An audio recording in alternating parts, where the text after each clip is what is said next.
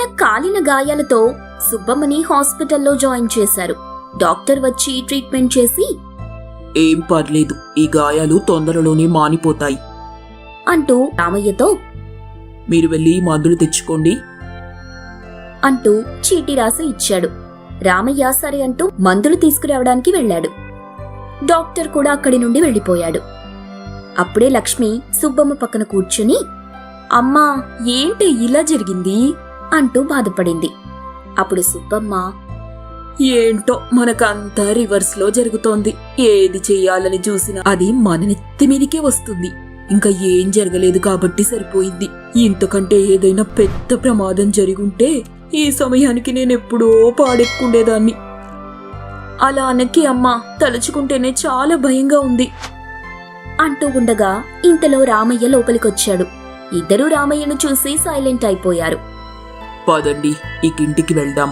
ఇంత రాత్రి మనం లేకుంటే పిల్లలు భయపడతారు అంటూ అక్కడి నుండి ఇంటికి బయలుదేరారు. ఇంటి దగ్గర స్వాతి తన తమ్ముడితో ఆ రాత్రి బాగా ఆడుకుంది. ఆ బాబు అలసిపోయి నిద్రపోయాడు. ఇవాళ నాకు చాలా ఆనందంగా ఉంది. నా తమ్ముడితో చాలా సంతోషంగా ఆడుకున్నాను. కానీ అమ్మమ్మకి దీపావళి పండుగ రోజు ఇలా జరగడం కొంచెం బాధగా ఉంది అంటూ తనలో తాను అనుకుంటూ ఉండగా ఇంతలో రామయ్య, లక్ష్మి మరియు సుబ్బమ్మ ఇంటికొచ్చారు. వెంటనే లక్ష్మి బాబుని తీసుకుని తన గదికి వెళ్లిపోయింది. ఇక రామయ్య స్వాతి దగ్గరికి వెళ్లి, అమ్మా స్వాతి, నీకేం కాలేదు కదా?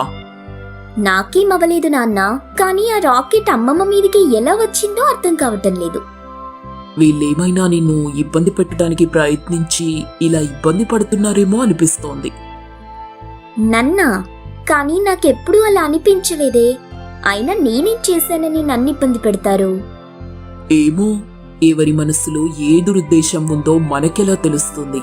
సరేలే, నువ్విక నిద్రపో, చాలా ఆలస్యమైంది అంటూ వెళ్లిపోతూ ఉండగా స్వాతి వాళ్ల నాన్నతో, నాన్న, ఈ ఒక్కరోజు నా దగ్గర పడుకుంటావా? నాకు కొంచెం భయంగా ఉంది. కూతురు అలా అడగడంతో, సరేనమ్మా, ఇవాళ ఇక్కడే పడుకుంటాలే అంటూ వెళ్లి తన మంచం మీద పడుకున్నాడు. ఇక స్వాతి వాళ్ల నాన్న తలని తన ఒళ్ళో పెట్టుకుని తలనిమురుతూ మాటలు చెప్తూ ఉంది. ఆ ప్రేమని తట్టుకోలేక రామయ్య కన్నీళ్లు పెట్టుకున్నాడు. ఆ కన్నీళ్లు స్వాతి చేతికి తగిలి, ఏంటి నాన్నా, ఏమైంది? ఇలా కన్నీళ్ళెందుకు పెట్టుకుంటున్నారు? అమ్మ ప్రేమని గుర్తు చేసావమ్మా స్వాతి. మా అమ్మ ఒళ్ళో ఇలా పడుకున్నది నాకు గుర్తులేదు. ఇప్పుడు నీ ఒళ్ళో పడుకున్నప్పుడు అమ్ముంటే తన ప్రేమ ఇలాగే ఉంటుందేమో అనిపిస్తుంది. ఆ దేవుడు నాకు అమ్మ ప్రేమని కూతురి రూపంలో ఇచ్చి నాకు అమ్మని దూరం చేశాడు అంటూ బాధపడుతూ చెప్పాడు. అది విన్న స్వాతి, కానీ నాన్న, మీరు చూపించే ప్రేమ, మీరున్నారన్న ధైర్యం నాకు అమ్మలేదన్న లోటు ఎప్పుడూ గుర్తురాలేదు. మీరు నన్నలా చూసుకుంటున్నారు. నాన్న, చెప్పాలంటే ఇవాళ నాకు చాలా ఆనందంగా ఉంది. తమ్ముడితో చాలాసేపు ఆడుకున్నాను. ఇంకా మీతో చాలా రోజుల తరువాత ఇలా మాట్లాడుతున్నాను. కానీ నేను ఇంకో పెళ్లి చేసుకోకుండా ఉంటే బాగుండేది. నీకు నా నుండి ఈ దూరం కూడా వచ్చేది కాదు. ఇప్పుడు ఏం అవలేదు కదా నాన్న. మీకొక తోడుంటుందని చేసుకోమన్నాను. దానివల్ల నాకొక తమ్ముడు కూడా పుట్టాడు. అందువల్ల నేను సంతోషంగానే ఉన్నాను. కానీ మీ లక్ష్మి అమ్మ కొత్తలో చాలా బాగుండేది. ఈ మధ్య ఎందుకో అదోలా ప్రవర్తిస్తోంది. వాళ్ళ అమ్మ చెప్పుడు మాటలు విని ఏమైనా ద్వేషం పెంచుకుందేమో అనిపిస్తుంది. ఏం కాదులే నాన్న, అవన్నీ నువ్వేం పట్టించుకోకు. వాళ్లే ఏదో ఒక రోజు తెలుసుకుంటారు. అలా మాట్లాడుకుంటూ ఇద్దరూ నిద్రపోయారు. అలా ఒక 4 రోజులు గడిచాయి. అమ్మా, ఇంక నేను మా ఊరికి వెళ్ళొస్తాను అంది సుబ్బమ్మ. ఏంటమ్మా, అప్పుడే వెళ్తావా? ఇంకొద్ది రోజులుండొచ్చు కదా. ఇప్పటికే చాలా జరిగింది. ఇంకా ఇక్కడే ఉంటే నాకేమవుతుందో అని భయంగా ఉంది. నేనిప్పుడు వెళ్ళి తర్వాత ఎప్పుడైనా వస్తాన్లే. నువ్వు జాగ్రత్తగా ఉండు అంటూ అక్కడి నుండి వాళ్ల ఊరికి వెళ్లిపోయింది సుబ్బమ్మ. అలా కొద్ది రోజులు సాధారణంగా గడిచిపోయాయి. ఆ సంవత్సరం పంట బాగా పండింది. బాగా డబ్బులు కూడా వచ్చాయి. ఆ డబ్బులు ఇంటికి తీసుకువచ్చి రామయ్య లక్ష్మితో, లక్ష్మి, ఈసారి పంట మీద మంచి ఆదాయం వచ్చింది. నువ్వు ఈ డబ్బులతో ఏదైనా తీసుకుంటావా? నాకేమొద్దులేండి, ఇప్పుడు మనకి కావలసినవన్నీ ఉన్నాయిగా హా, అయితే ఈ డబ్బులు బ్యాంక్లో వేస్తాను. స్వాతి పై చదువులకి ఉపయోగపడుతుంది.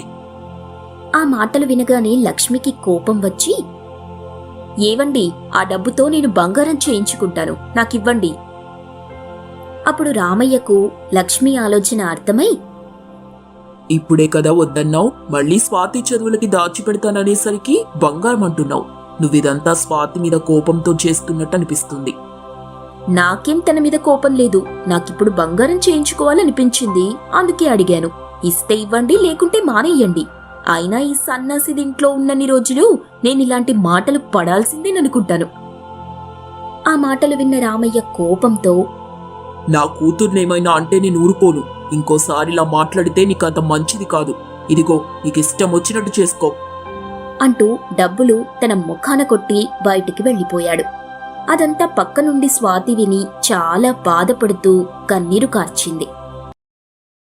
డబ్బులు లక్ష్మి ముఖాన కొట్టి రామయ్య కోపంతో బయటికి వెళ్ళిపోయాడు. అది విన్న స్వాతి చాలా బాధపడుతూ తన గదిలోకి వెళ్ళిపోయింది. లక్ష్మి ఆ డబ్బులన్నీ ఏరుకుంటూ, మొఖన కొడితే కొట్టాడు, ఈ డబ్బులు నా కళ్ళ ముందే దానికి ఖర్చు పెట్టడం నాకస్సలు నచ్చదు అంటూ డబ్బులు తీసుకొని దాచుకుంది. ఇక రామయ్య ఇంటి నుండి పొలంలోకి వెళ్లి ఒక చెట్టు కింద కూర్చుని, ఈ లక్ష్మికి స్వాతి అంటే కొంచెం కూడా ఇష్టం లేదని అర్థమవుతుంది. ఇప్పటికే ఇంట్లో 2 ప్రమాదాలు జరిగాయి. దేవుడి దయతో నా స్వాతికి ఏం జరగలేదు అంటూ తనలో తాను అనుకుంటూ బాధపడుతున్నాడు. అలా కొద్దిసేపటి తరువాత, ఈ లక్ష్మిలో ఎలా మార్పు తీసుకురావాలో నాకు అర్థం కావటం లేదు. పాపం, ఇదంతా విన్న స్వాతి ఎంత బాధపడుతుందో ఏంటో. తొందరగా ఇంటికి వెళ్తే మంచిది అనుకుంటూ ఇంటికి వెళ్ళిపోయాడు. రామయ్య స్వాతి గదికి వెళ్ళాడు. అది చూసిన లక్ష్మి వెళ్లి ఆ గది పక్కన చాటుగా నిల్చొని, నా మీద కోప్పడి నన్ను బుజ్జగించకుండా మళ్ళీ దాని దగ్గరికి వెళ్లి ఏం మాట్లాడతాడో అంటూ తలుపు పక్కన నిల్చొని వాళ్ళు మాట్లాడేది వినాలనుకుంది. రామయ్య స్వాతి గదిలోకి వెళ్ళాడు. అక్కడ స్వాతి పడుకొని ఉంది. అమ్మా స్వాతి! ఆ పిలుపు విన్న వెంటనే స్వాతి లేచి కన్నీళ్లు తుడుచుకుంటూ, రానన్నా, వచ్చిలా కూర్చోండి అనగానే రామయ్య వెళ్లి కూర్చున్నాడు. బాధపడకమ్మా స్వాతి అని చెప్పాడు. అది విన్న స్వాతి, దేనికి నన్న బాధ, నేనేం బాధపడలేదే. అప్పుడు రామయ్య, అమ్మా స్వాతి, నేను మీ నాన్నని. నీ మనసులో ఏమనుకుంటున్నావో నాకు తెలీదా? నేను నీ ప్రశాంతమైన జీవితంలో ఎక్కడో నీకు అన్యాయం చేశానేమో అనిపిస్తోంది అంటూ బాధపడుతూ చెప్పాడు. అది విన్న స్వాతి, అయ్యో, మీరెందుకలా అనుకుంటున్నారు నాన్నా? ఇప్పుడు నేను సంతోషంగానే ఉన్నాను కదా. నీ కన్నీళ్లే చెబుతున్నాయి నువ్వు సంతోషంగా ఉన్నావో బాధపడుతున్నావో. అందుకు స్వాతి కన్నీళ్లు తుడుచుకుంటూ, ఇవన్నీ మామూలే కదా నాన్నా, చాలా రోజుల నుండి అలవాటైపోయింది. దీని గురించి మీరేం పెద్దగా ఆలోచించకండి. దీని గురించి నేను ఆలోచించకుండా మరెవరు ఆలోచిస్తారు తల్లి? నీకేదైనా బాధొస్తే అంతకన్నా ఎక్కువ నేను బాధపడుతున్నాను. అది విన్న లక్ష్మి తన మనసులో, ఈ మనిషికి పెళ్ళాం బాధ కనబడదు గాని ఏ బాధ లేని కూతురి బాధ మాత్రం బాగా కనబడుతుంది. ఇక అలా వాళ్ళు మాట్లాడుకుంటూ ఉండగా అక్కడి నుండి లక్ష్మి వెళ్ళిపోయింది. ఈయనకి ఎప్పుడూ నా మీద కన్నా ఆ స్వాతి మీదే ప్రేమెక్కువ అంటూ గదిలో కూర్చుని బాధపడుతూ ఉండగా ఇంతలో రామయ్య గదిలోకొచ్చాడు. లక్ష్మి సైలెంట్ గా ఉంది. లక్ష్మి, ఏమైనా తిన్నావా? ఓహో, నేనొక దాన్నున్నానన్న సంగతి మీకు గుర్తుందా? ఎందుకు లక్ష్మి అలా మాట్లాడతావు? నా మీద మీకు కొంచెం కూడా ప్రేమ లేదు. నేను ఈ ఇంట్లో ఒక మిషన్ లాగా పనిచేస్తున్నాను. మీ ధ్యాసంతా మీ కూతురు మీదే. నన్ను సరిగ్గా పట్టించుకోరు. అలా నేనెప్పుడూ చేయలేదు. నేను అందరినీ ఒకేలాగా చూస్తాను. నువ్వే ఎందుకో స్వాతి మీద ద్వేషం పెంచుకొని తనని ఎప్పుడూ ఏదో ఒకటి అంటుంటావు. నీకేమైందో నాకు అర్థం కావటం లేదు. తను చిన్నప్పుడే అమ్మని పోగొట్టుకొని అమ్మ ప్రేమకి దూరమైంది. నువ్వు అమ్మలాగా చూసుకోకపోగా తనని శత్రువులాగా చూస్తున్నావు. ఎవరి కూతురునో నా కూతురులా నేను భావించలేను. నువ్వు ఇలాగే మాట్లాడితే నాకు నీ మీద ద్వేషం తప్ప నువ్వు వస్తుందనుకున్న ప్రేమ ఎప్పటికీ రాదు అంటూ అక్కడి నుండి పక్కకి వెళ్ళిపోయాడు. అలా కొద్ది రోజులు గడిచాయి. ఒకరోజు రామయ్య బయటికి వెళ్లి ఇంటికొచ్చాడు. స్వాతి ఇంట్లో పడుకుని ఉంది. రామయ్య తన గదిలోకి వెళ్లి, ఏమైందమ్మా ఈ టైంలో పడుకున్నావు? ఒంట్లో ఏమైనా బాగోలేదా? అనగానే స్వాతి లేచి తన చేతిని కనిపించకుండా వెనక్కి పెట్టుకొని, అలా ఏం లేదు నాన్న, ఊరికే నీరసంగా ఉంటే అలా పడుకున్నాను అంటూ అరచేయి కనబడకుండా దాచుకుంటున్నది గమనించాడు రామయ్య. ఎందుకు చేతిని అలా దాచుకుంటున్నావు? చేతికేమైనా అయ్యిందా? అప్పుడు స్వాతి తడబడుతూ, అబ్బే ఏమవలేదు నాన్న, ఏమవలేదు. ఏది ఒకసారి నీ చెయ్యి చూపించు. అప్పుడు స్వాతి మెల్లగా చెయ్యి ముందుకు చాచింది. స్వాతి చేతికి కాలిన గాయం కనిపించింది.